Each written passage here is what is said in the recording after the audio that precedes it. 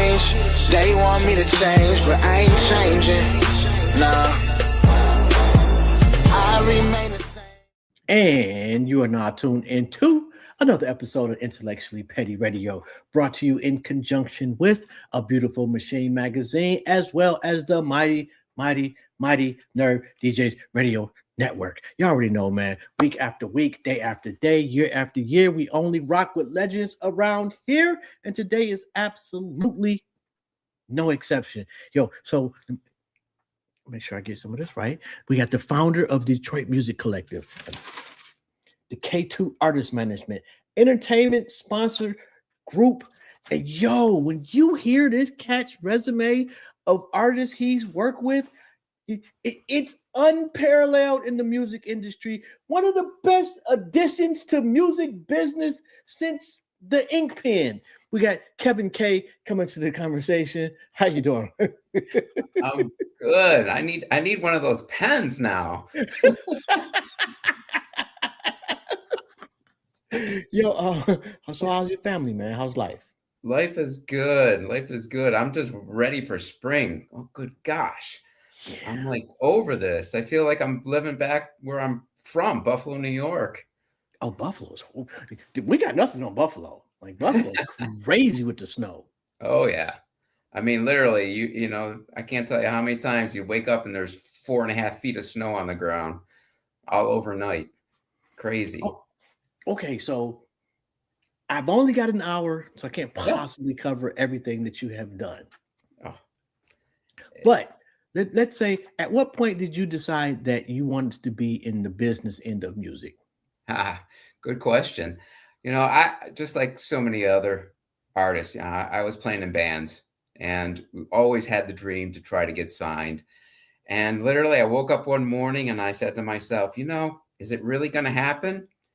And I was very comfortable with my decision. I said no.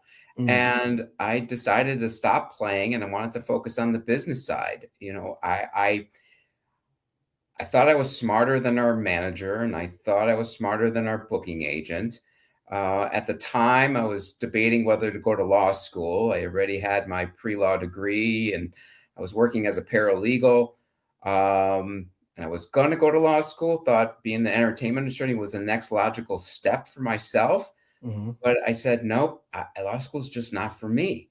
And I said to myself, okay, I need to understand the business of the music industry. I'm an artist. I get that. I know how to live in those shoes. I had a legal background, even though I wasn't an attorney. I had been working for law firms. I was being a legal assistant. I was understanding that world so I could have intelligent conversations in the legal world with attorneys. And I needed to learn the business side. So I went back and then got my degree in music and entertainment management. And quickly, even while I was going to school, I got my first job at Chrysalis Records. So I was working at Chrysalis and going to school. That morphed into working at Polygram Records and working as an assistant for Mercury Records. Hold on. Let me back you up just a little bit. Chrysalis. First band you worked with at Chrysalis that was successful. Yes. Okay, so the very first project I got to work on was Not Was. Okay, you got it. I'm not the biggest. I'm assuming that's rock. Well, what Don was, it was his band from here Okay. from Detroit. And, you know, I didn't really know who they were, but, you know, was it Walk the Dinosaur was the first single that they were working. And that's when I kind of joined and was able to start working on that project. But at the time, we had Huey Lewis, we had Billy Idol, Sinead O'Connor, Pat Benatar. So what's Sinead O'Connor like? You know, I love that woman. I mean, her passion, her foresight, everything that she did, truly from the heart. And, you know, she had a lot of challenges with her career. And, you know, she stood tall every single time. Anything that she did, you know, it's sorry that she has left this world. But, you know, she was an awesome artist, really brilliant. As a young brother from Detroit, it was just something about Sinead O'Connor that just seemed authentic. Yeah. Different. Think about how unique she was, how left of center. Oh, was her crazy. music for the And time. singing a Prince song, no less. Yeah. Crazy work. Yo, so when an artist comes to you and they say, I want to sing somebody, I want to sing an iconic song, do you cringe No, I or mean, challenge? look, everyone, each artist, if they're going to do something, they're going to have their own flavor to it. They're going to do it in their spirit. And, music is about emotion. It's about Mhm. making connections. And if there's a song that connects and it's been, a big song, if it's done before, an iconic song, that built-in connection is there. How you improvise it and put it into your own flavor, it only adds to the legacy of what that song is. The Google Dolls. Mhm. Were you there in the beginning, or did you come kind of when it was like the train was already rolling? No, I started working for the booking agency. We were booking them. They were still just a punk band in Buffalo. I mean, a lot of people don't realize they were a heavy, heavy punk band. And we started working with them. They were just playing local gigs. We made the decision that we could get them into colleges. So those guys were making maybe $400 a night at a club. All of a sudden, we were getting them $3,000 to play Yo, colleges, and it really helped jettison. They didn't get signed until when did that happen? Maybe 91. I started working with them, maybe 92. They got to Warner Brothers. They had been signed to Metal Blade Records, mhm. um, which is a very heavy rock label at first. And yeah, when Superstar Car Wash came out, was the first Warner Brothers release. I believe I want to say 92. But it really wasn't until Name came out that they truly exploded. But, I grew up with Johnny. We're from the same neighborhood. A little fact about my neighborhood is that down the street from me, Corey Wells, the lead singer of Three Dog Night, lived down the street from me. Johnny from the Goo Goo Dolls lived a block and a half over, and 5 blocks the other way was Rick James. You gotta be fucking kidding me. Nope, that's my neighborhood. That's where I'm from. So did you know Rick James, or you just knew he I got a grew up chance. in that No, neighborhood? I knew him somewhat. We knew a little bit. He and I knew a little bit of each other, and Mhm. but then as soon as he hit, he took off for LA. The neighborhood was not happy with him because he was making things happen, and he really wasn't paying attention to anything back home, especially his mom, who was still Mm, living, we grew up in a very rough neighborhood. Think okay, the neighborhood I grew up in, think of it no different than east side of Detroit. gotcha. It was exactly where we grew up. And his mom was still struggling and he wasn't taking care of her, even though he was, making it big. And the neighborhood was pissed off at him because of that. Oh, Yeah. I did not know.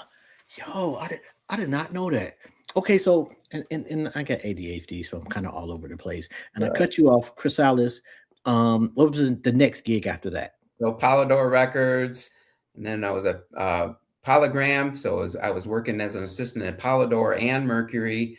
And then I was in Atlanta at the time. Mhm. There were some changes and I was let go. I went back to Buffalo. That's when I started working with the Goos, doing that. But then, I stayed in touch with all the people at Polydor Records. And about a year and a half later, they contacted me and said, "Look, we have an opening. Are you interested?" And I interviewed, with the new senior vice president Mhm. at Polydor and got the job. And then they moved me to Houston. So I became the regional director of marketing and promotion based out of Houston, covering most of Texas and then Florida, all the way to the Florida Panhandle. So Okay, Louisiana, does that kind Mississippi, of suck Alabama. though? Pardon? Because it seems like you went from rock to country. Did that suck, or was that like? Do you feel like I'm not necessarily in my lane?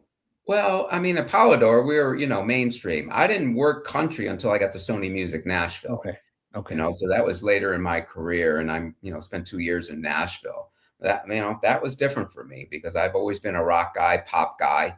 So to go into country was definitely different.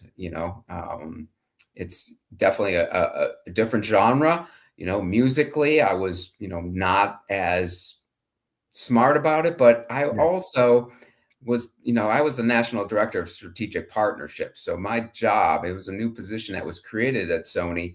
I Mm. was charged with bringing brands to partner with our artists. Mm.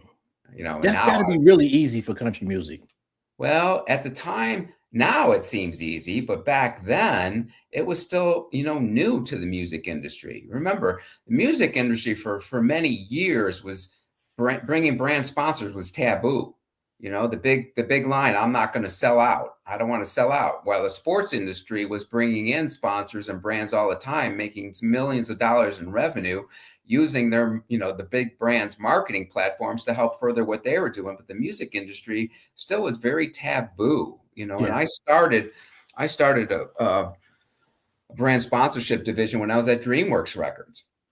And that was, a challenge in itself. And I remember sitting down with our artists and managers, and they always push back on me like they don't want to sell out. And my reply to them was, you already did. Well, I said you signed a contract with a big multi corporation, right? Yeah. Being DreamWorks. So what's the problem? I would always say, look, I would look, and they might be wearing, Nike. You're And right. I'm like, well, you support Nike. Just What's the makes money off difference? of it. Why couldn't we partner with Nike? They're looking for marketing opportunities, and to tie into music, it makes a lot of sense. Is Papa there an Roach. art?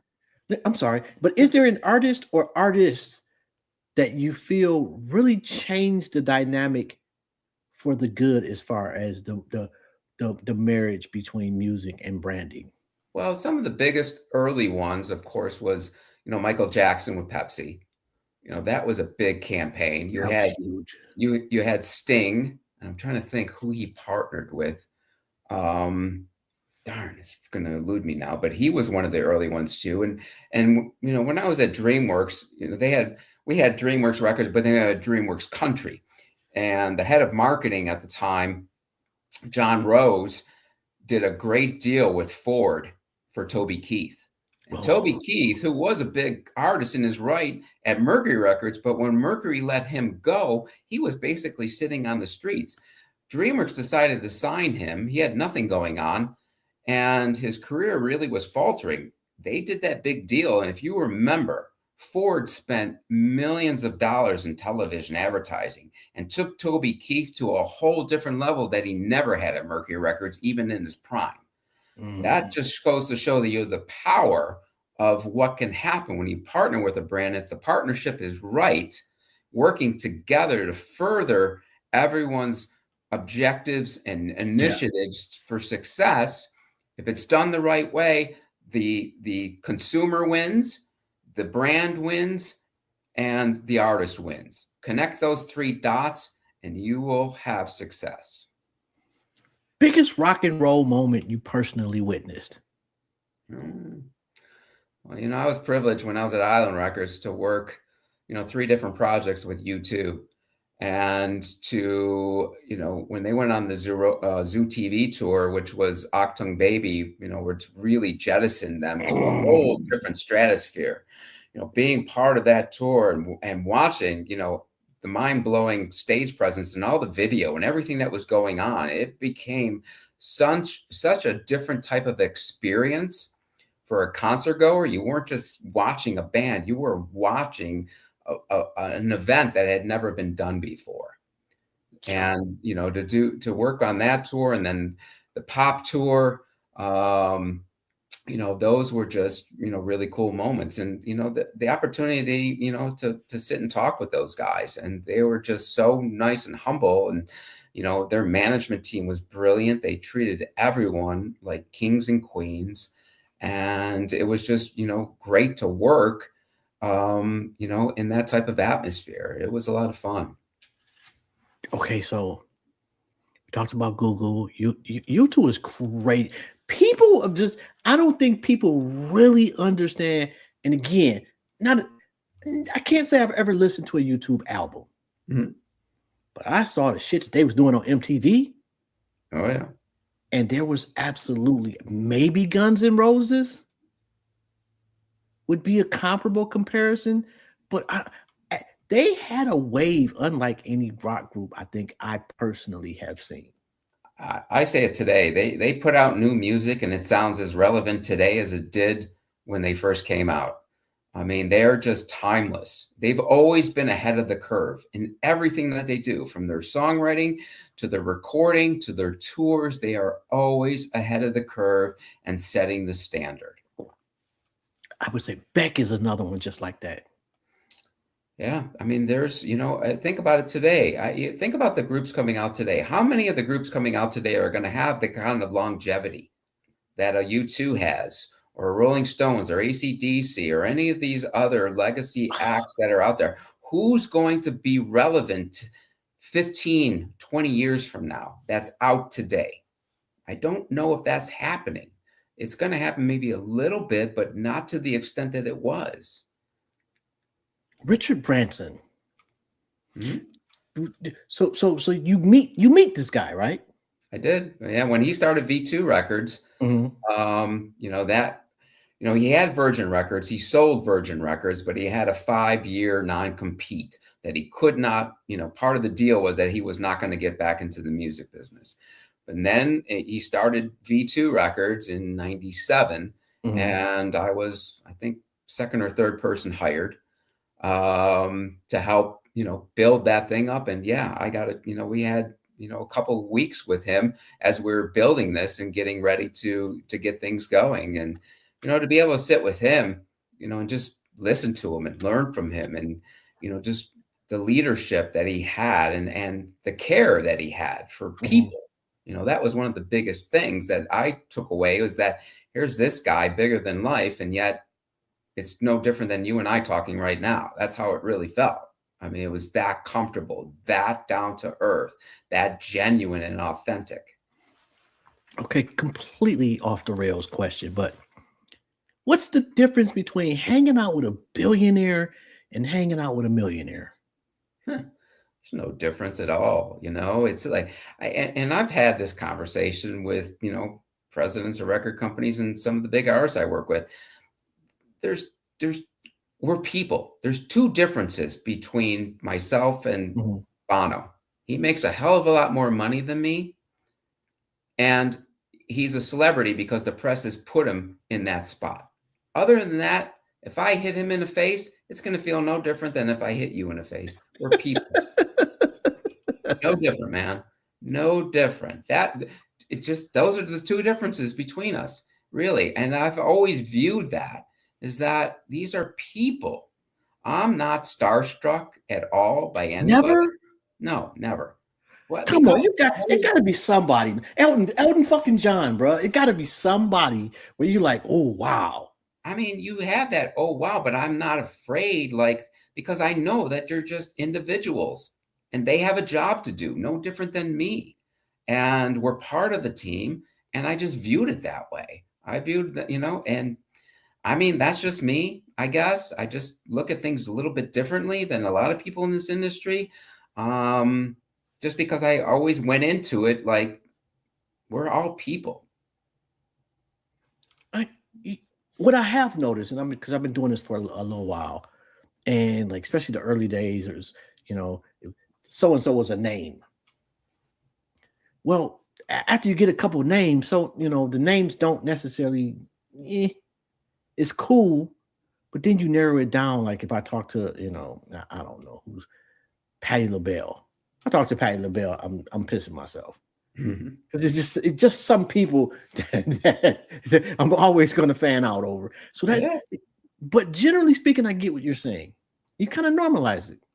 Well, you get, like I said, I don't know if you get used to it. It's not, I don't know how to, sometimes I get tongue tied in how to explain it, but I just go into it differently, I guess. Even though I wanted to be that individual trying to get signed and maybe be a star, but at the other side, it's still, I always go back, and maybe this is my upbringing, that we're all just people, And there's really, we need to just be who we are.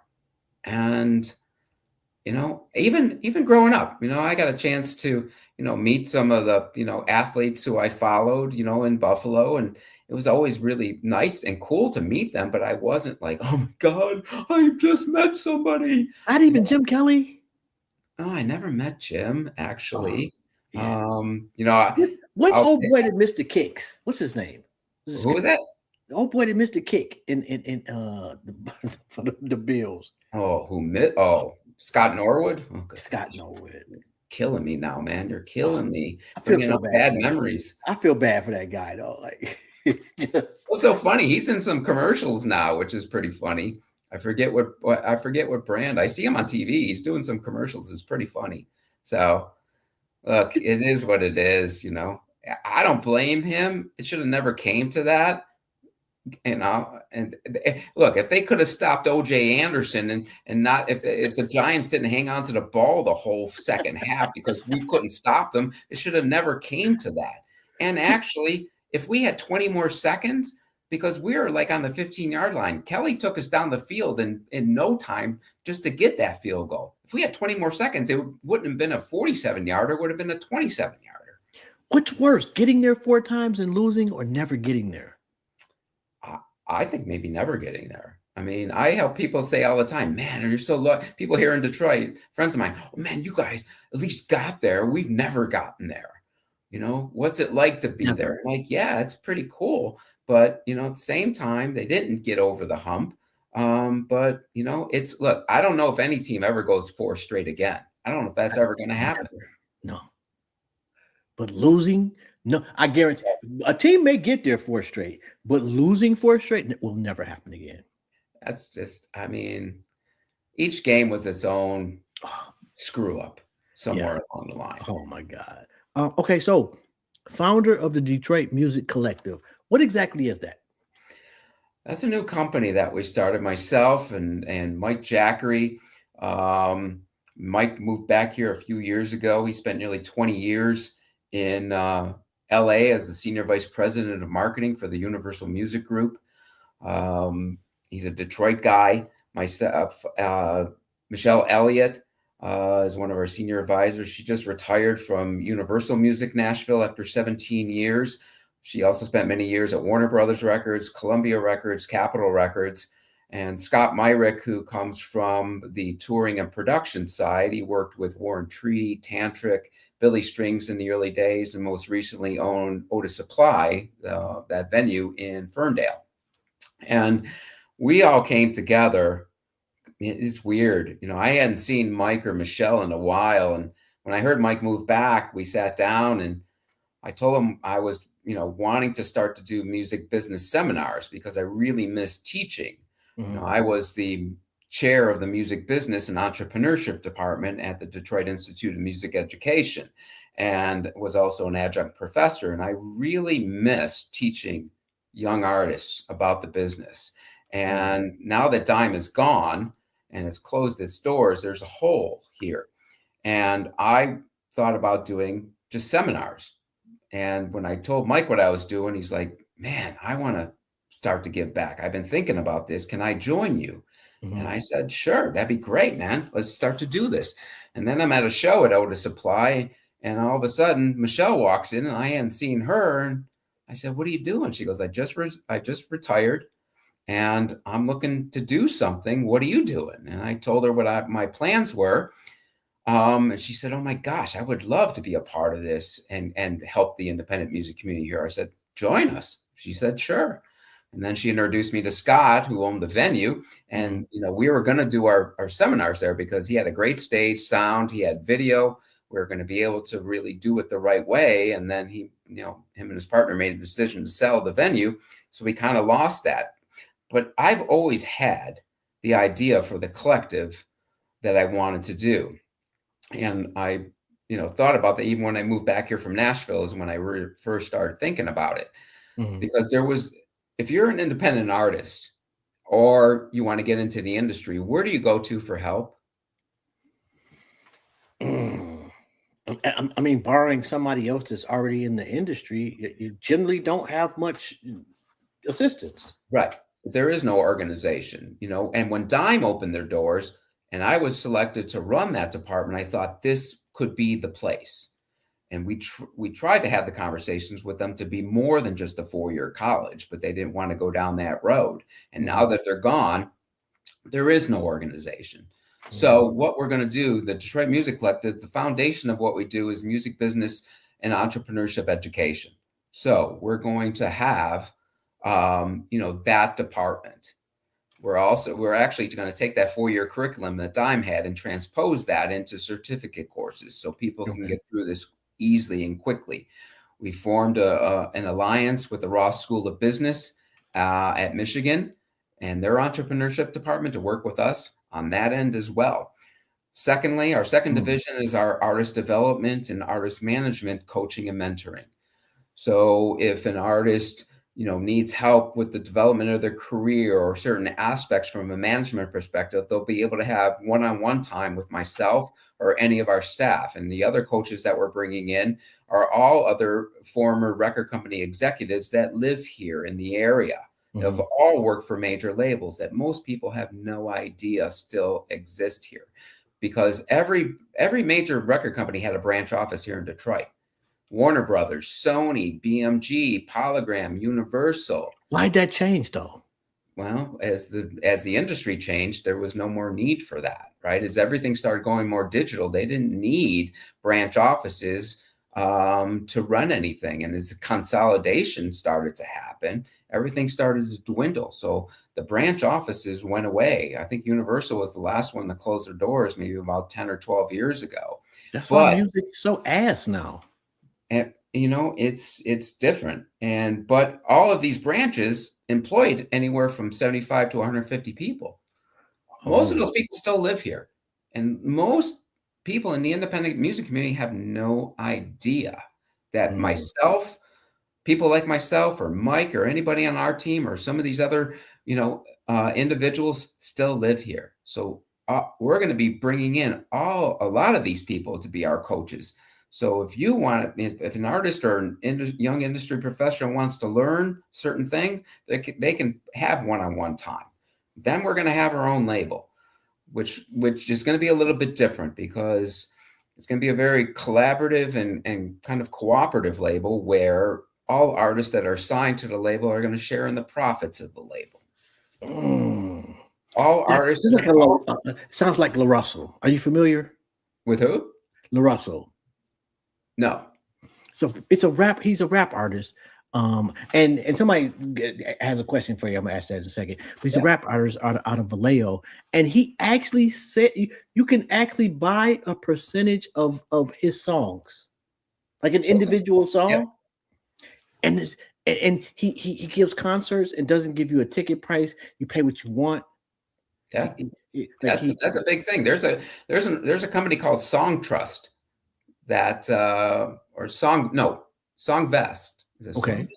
And where they have a plethora of artists, and if you want to buy into part of their publishing, you're able to invest into them and get a return on the songs. Yo, I think that's one of the dopest things I've ever heard. Yeah, I mean, it's where it's at. So artists are going to share in the profits. They're going to market each other, and we'll take a page out of Motown Records and put our own artists on the road so we can help them grow their careers and not have to worry about fighting with other labels or other management companies out there. And then we'll have our live event and brand and entertainment division. We're going to be doing our own live shows, scripted shows, unscripted shows. We're creating our own live stream network. So think of it as a cable network with different channels. Our courses will be, we'll be teaching live and live streaming them. We're going to create our own branded entertainment division where we'll be consulting with big brands on music initiatives to help integrate independent artists and their music into commercials, into some of the big experiential events that big brands do, and work with other clients. For instance, if a festival's happening and they are looking to live stream, well, they can work with us and we'll live stream it through our network. So the collective is about helping the independent music community, be it artists or young industry professionals, build viable and sustainable careers. Okay, so A Sono of YHWH says, how will AI technology impact the industry? Well, we're already seeing that right now. And, it's look, AI is a help, but I don't they've never really controlled that. I mean, when you have now AI songs being nominated for Grammys, I don't think that's fair. It's horrible. I don't think that's fair. Yeah. Music is written by individuals from the heart, not from the computer. And I'm not in agreement with any of that, of what's happening. I'm sad that the the individuals who invented AI didn't think this through. They just put it out there because they wanted to get it out there, and now all the problems are happening. So, look, it can't be stopped. So I think artists can use it as a tool to help give them maybe, look, everyone who's a creator out there runs into, creative blocks. And Yeah. sometimes, AI could, It's be a that cheat code. it could be that tool to say, hey, here's some ideas. Think about that, right? And then the artist should take the idea maybe and run with it and do their own thing. But to create, specifically just AI stuff, by just putting something in the computer and letting them do it, no, Horrible. that's not fair. I'm sorry. I don't know if it could have been stopped, but it damn sure could have been prolonged significantly. Yeah. I don't, because I don't get like Timberland put out an AI artist. It's so fucking embarrassing. Like, you're one of the best producers of your era, and this is what you resort to. And I've talked about this. This is just trash shit to do for me. I can't understand how any creative would be okay with cheating the system.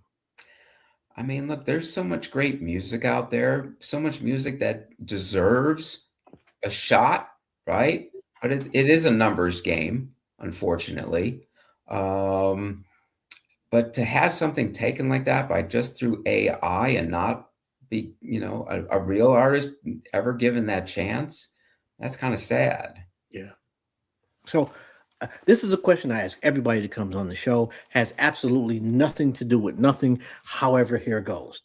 You're sitting on a park bench, and God sits down next to you, and he or she says you can ask them one question. What would it be?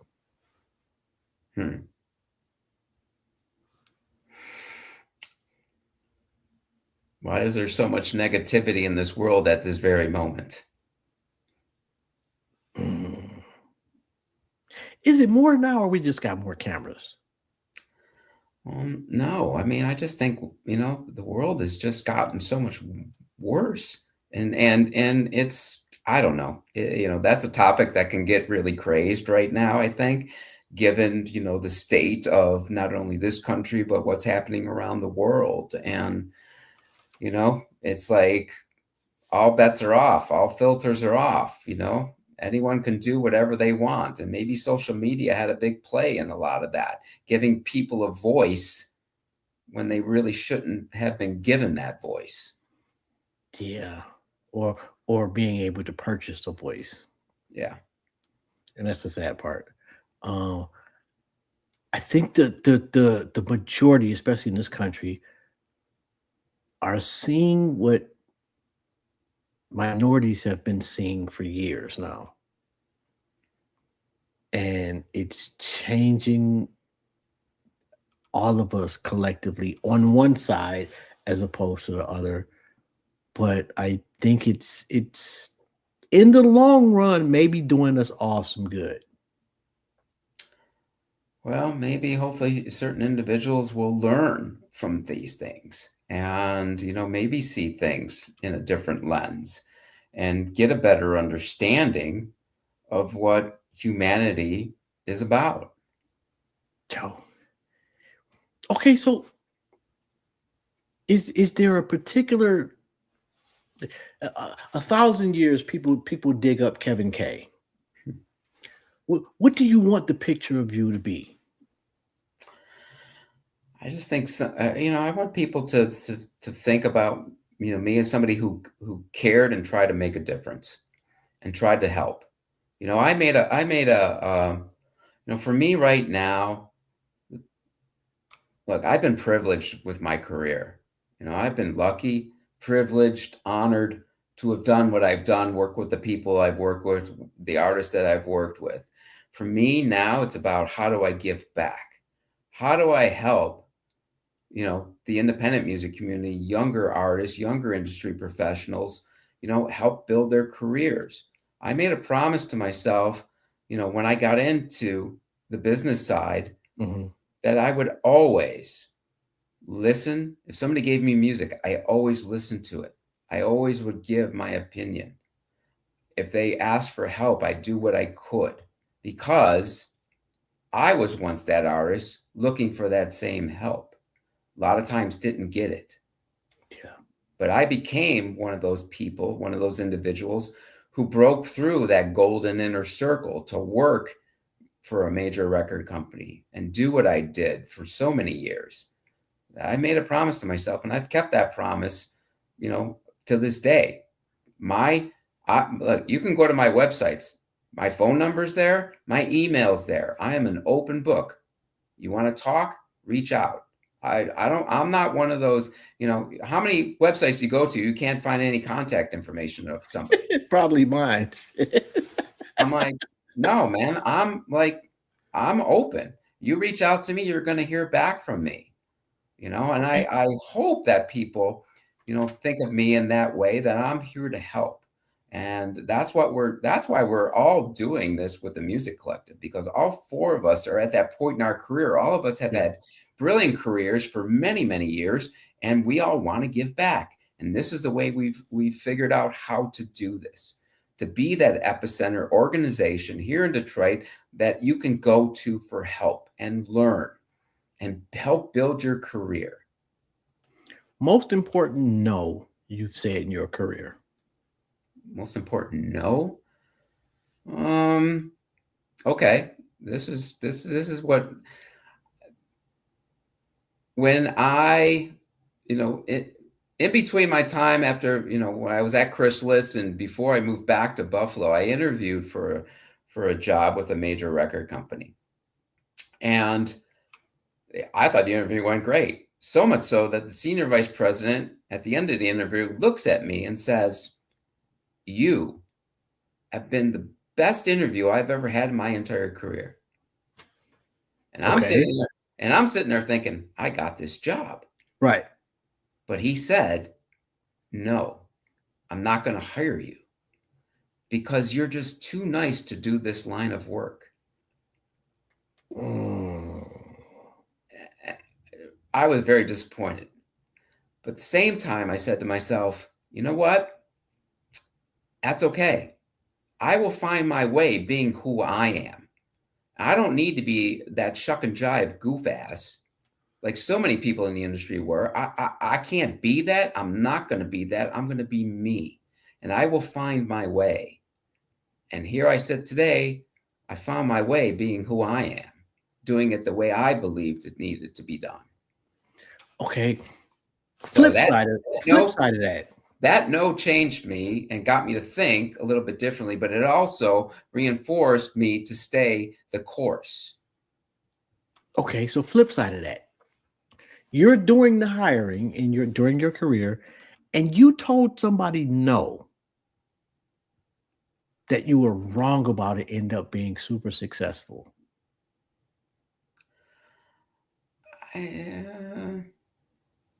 Well, I've never really been in that position to hire somebody knowing that, so that's tough for me to answer because I haven't done that.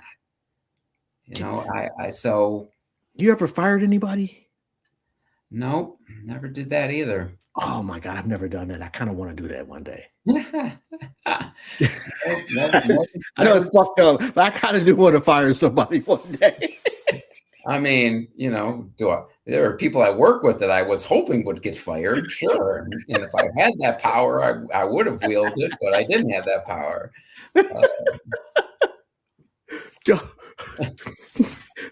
So K2 Artist Management, how long has that been in existence? Who are you guys managing? K2 has been in existence now probably since 2021. I mean, For people have been asking me to go into management for a very long time, and I always push back on it, but I made the decision to do it finally. And I was working with three acts out of Canada when I first started. Mhm. And it was good, but when when our contract was up, I kind of said, you know what, I started to pivot because I wanted to help more artists. And I Mhm. said to myself, if I just work with a handful of artists, that's 24/7, 365 days a year. I can't help more people. So I made the decision to get out of that and then pivot to become more of an artist management consultant and coach. So it gives me an opportunity to work with many more artists. I'm not managing them, but when they need, help with aspects of their career, be it career development, marketing, business plan, things that they need help with, I'm able to work with them. So it allows me the opportunity to work with so many more artists and help more artists by doing it that way. So that's what it is today, more of a consulting and coaching Mhm. from a management perspective for artists. And same thing with the Entertainment Sponsorship Group was my brand sponsorship agency. I've had that since 2002. And same thing, about 4 years ago, I pivoted that to become more of a consultant and coach because I felt that learning about brand sponsorships is a skill set that every Mm. artist, every manager, booking agent, venue owner, festival producer, event producer should know how to do. Brand Okay. sponsorships are one of the top 5 revenue streams for an artist, but most artists don't take advantage of that because they don't know how to do it. So I got to a point where it's like, I need to start teaching people how to do this and show them how to do this. And that's why I pivoted, not taking on clients to go find them sponsors anymore. I want to teach people how to do this. And that's what I'm doing with that. Is it easier to make money as an artist now or when you first started out?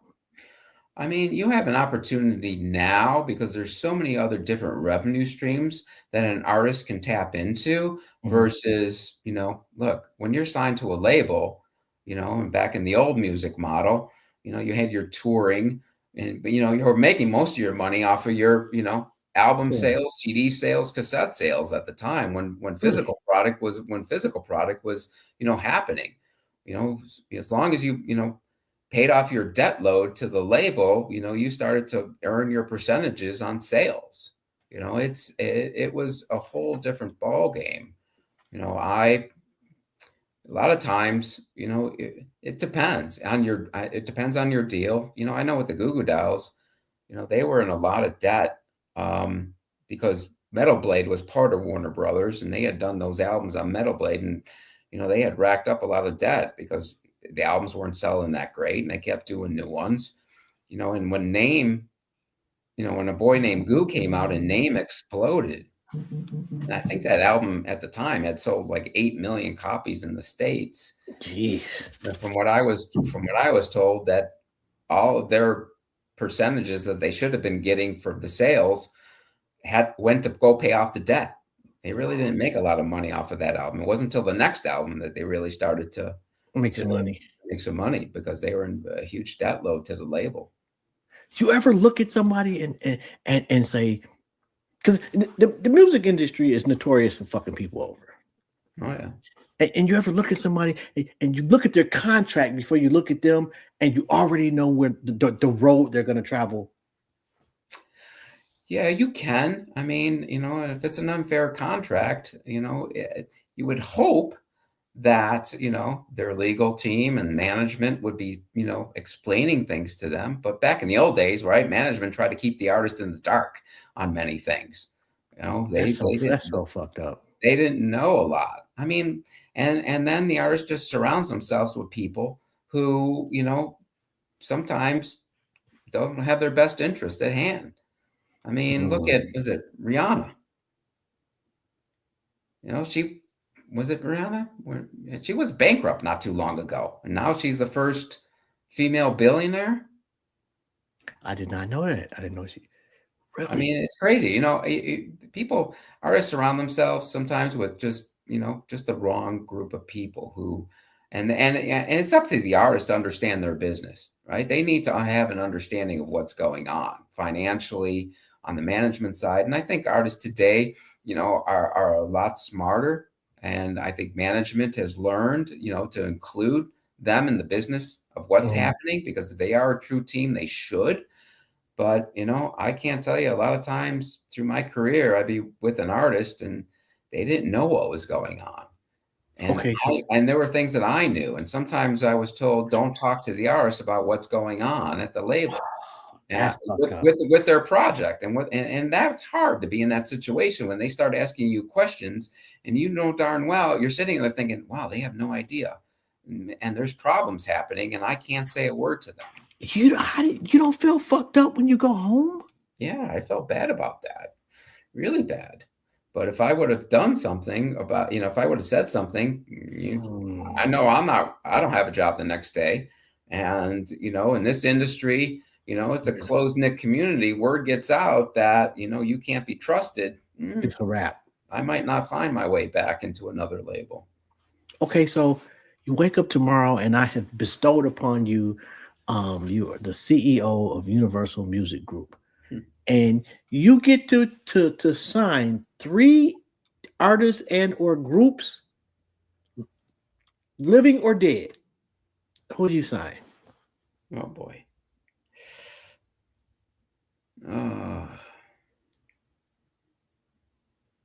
Who do I sign? Well, I mean, call me a homer, but I'd bring Rick James back. I just loved his music, and what it did for me growing up. I mean, I think that was huge. Look, U2 is already signed to Universal, so I guess I couldn't sign them, even though as much as I would want to. Let's see, who do you bring back? Do you resurrect Queen? Maybe I resurrect Queen if Freddie Mercury was back, and do that, or David Bowie.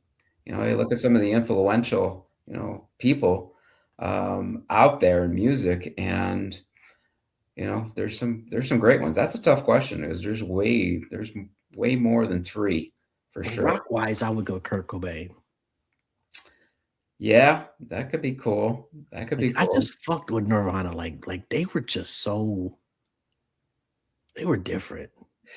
Yeah, I mean, I had a chance to be on that tour. When I was at Island Records, we had the Meat Puppets, and we opened up on that tour when that was all exploding. So I was at a lot of those shows, watching it all unfold and watching it happen, which was so you've seen Smells Like Teen Spirit perform live.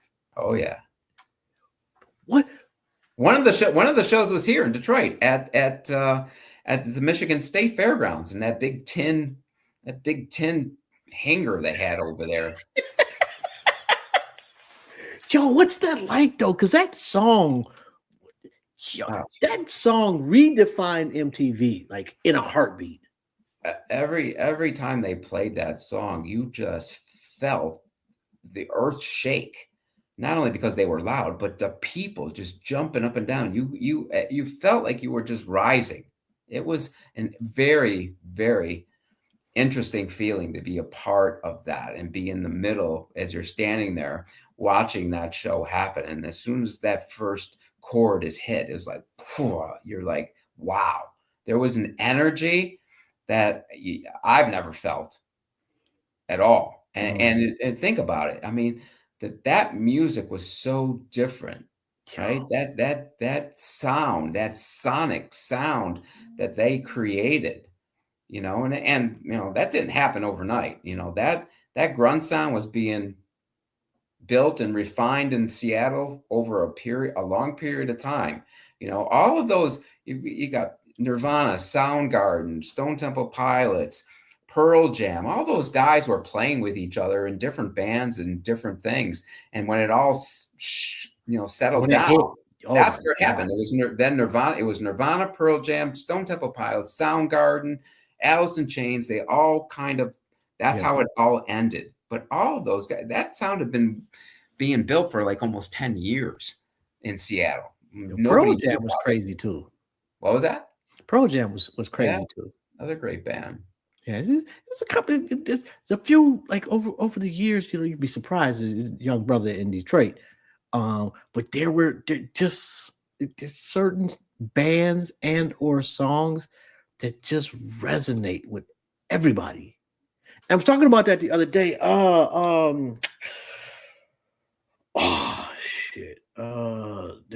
It's a Bon Jovi song, and I can't remember. It's just a couple of songs over the years. It just, man, when it comes on, doesn't matter where you're at, who you're with, everybody knows that song. Yeah.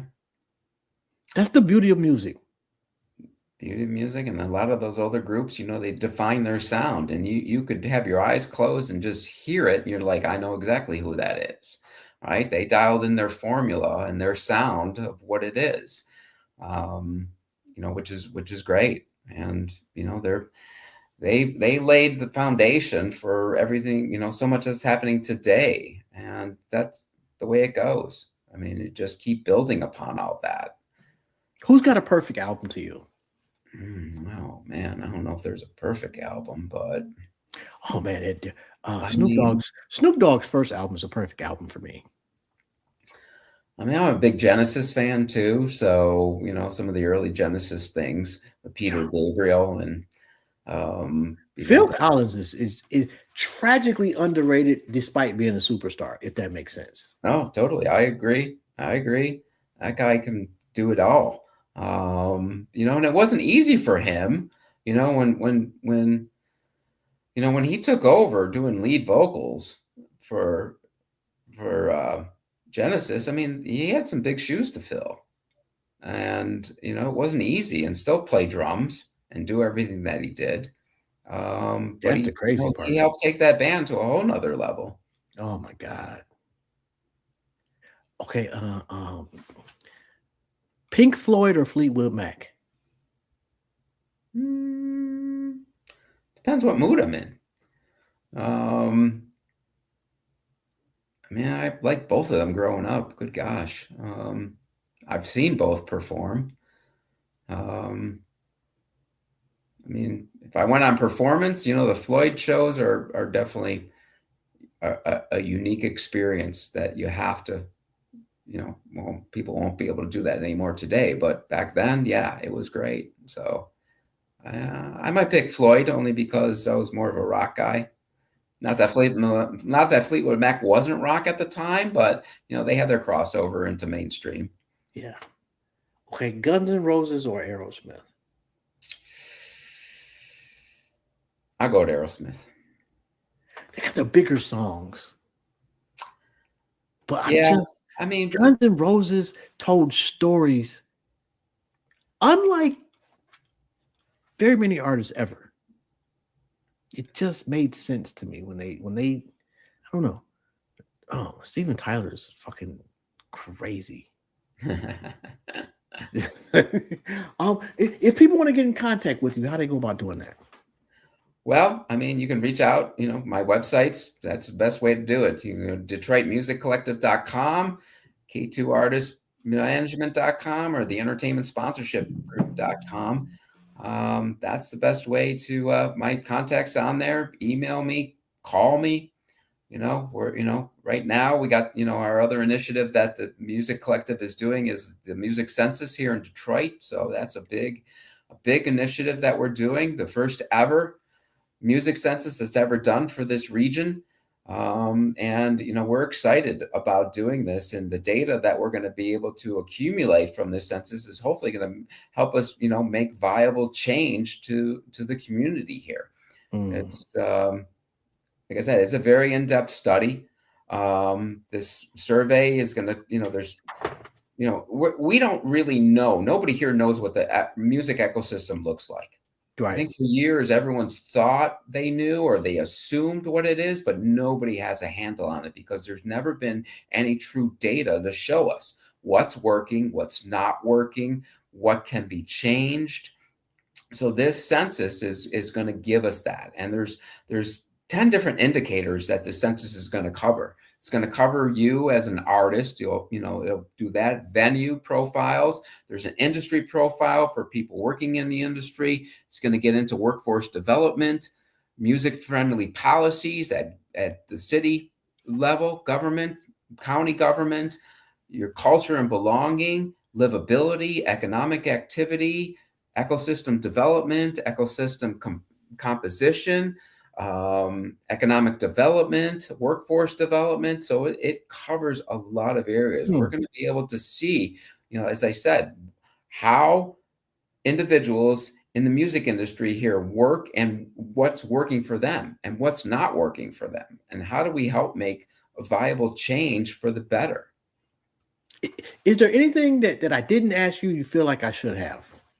No, we covered quite a bit, man. You brought me back to thinking about some things that I hadn't thought about in my career. And, sometimes, and I love doing, these types of interviews because it does kind of bring me back. And sometimes I forget about, the things that I have done and and everything that I've done has helped me where I am today to help make a difference and be able to give back. And as I said before, I'm in a unique position, a very privileged position to have done what I've done, because not everybody gets that opportunity.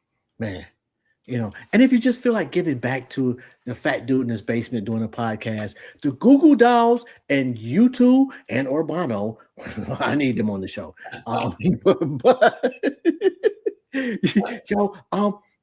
Last question.